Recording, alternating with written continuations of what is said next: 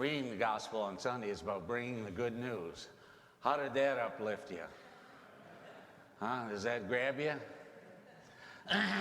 All right. We're not going to tone it down, but we're going to put it in a realistic setting, okay? When you have a reading like that, that has that power, that kind of come and grabs you by the neck and jerks you out, that means there's a seriousness about what is being talked about, but also there are things going on in the background which require a stronger message. Is that clear to you? That's clear to you. This is not about scaring you, because what I have now to share with you is not about scaring. So we have this word, Advent, and you say to yourself, if Jesus has already come, and he has, what's the deal about Advent then?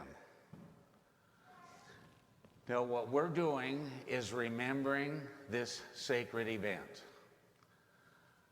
But as a Christian Catholic, and those of us who worship like this, it's a step deeper that we want to go. And this is the center of this season. It is not about Advent. Jesus is already here. It is about response, our response.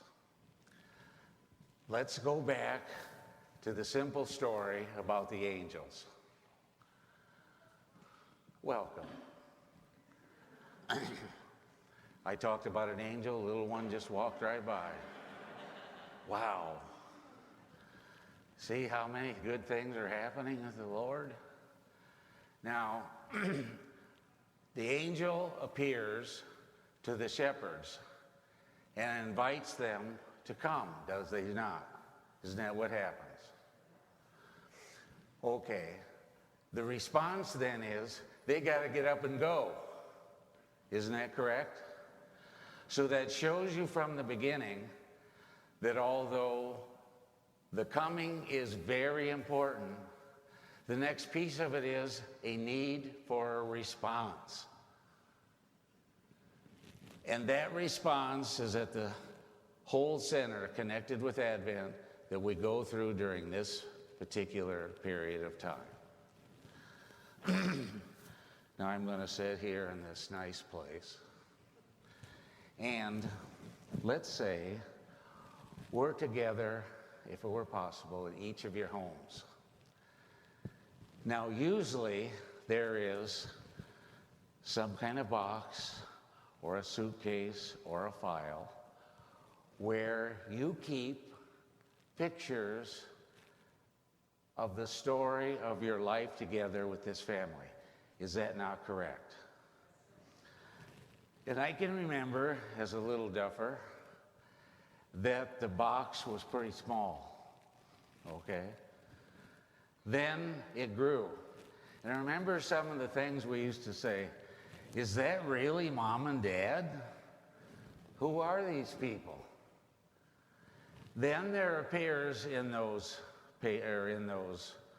pictures things like weddings, baptisms, first communions, and all those sacred events. There's graduation.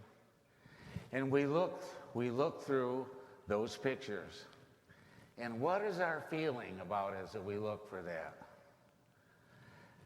A whole myriad of feelings come back to us.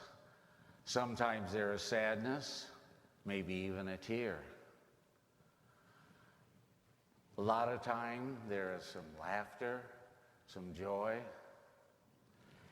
And you remember that particular period of time and what happened. And you have this connection.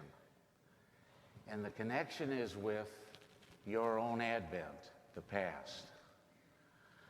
But as you look at those pictures, you realize that that time has already passed. And you're now in a new day, a new place. Now, those past events have brought you to this point. And each of them have their own special meaning. And our stories would be so varied and so different. Let's just take a look at that particular point just for a moment. All of you who were born and raised in the Mount Clemens area, raise your hands. Born and raised. Look around here, people. Not very many, is it? Not very many. So we're here from many different places, which shows that our response to those things that have happened in our lives have brought us to different places. I never heard of this city before I came to Detroit. Mount Clemens, I would have thought is in a place like Vermont. Yeah. Then they said the Detroit metro area, and I never thought of Detroit as a metro area. I did think about Michael Jackson and Motown, but none of the other kind of stuff.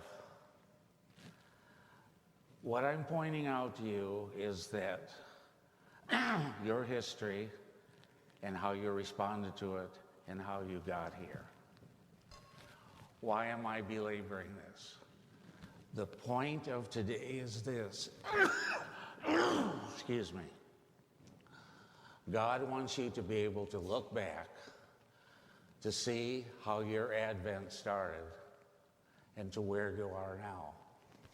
And he says to us, excuse me, as you look at those pictures, whether it's graduation, whether it's football, basketball, proms, weddings, funerals, the whole business, he's saying to us, I am a part of you, and all of that is important to me.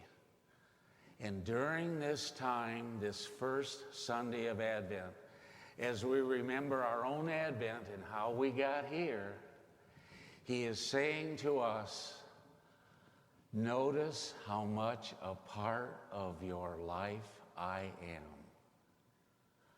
Would you ever would imagine, and that's especially true for my story, I would have never imagined of being in a town I didn't even know its name. I didn't know its name, and here I am. I'm one of the founding fathers. Dearest family, that is the sacred talk, the sacred words, and the experience that Advent has required a response. Our response has brought us to this day, this time, this particular church,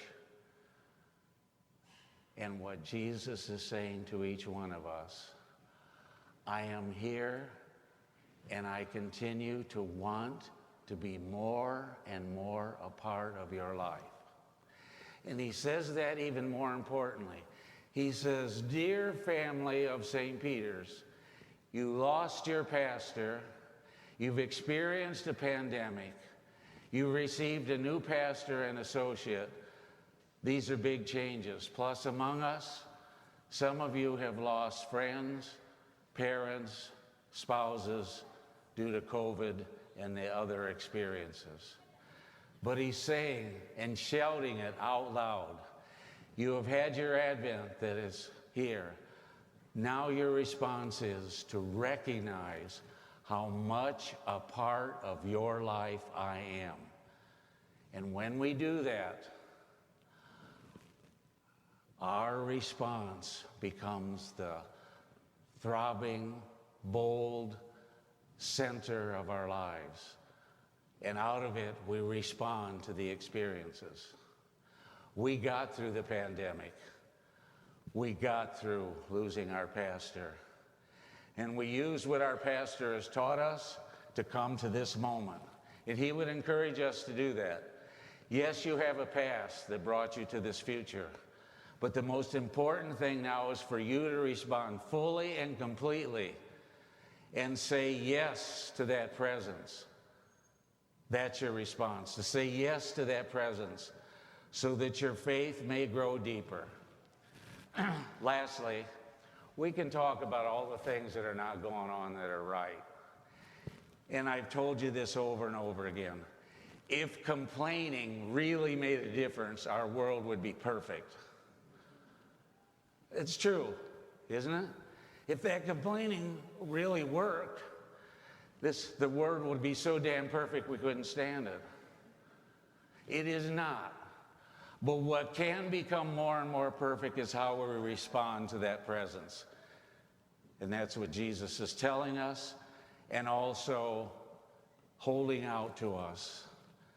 Recognize that I want to be a part, even of the most simplest part of your lives, so that your Advent will always include that I am present, and that your here and the now, this day, will always include my presence. That is our challenge. And it simply is like the response of the shepherds. Get up. Shake our lives full. Do not be afraid. And know that that presence is there. And the presence is only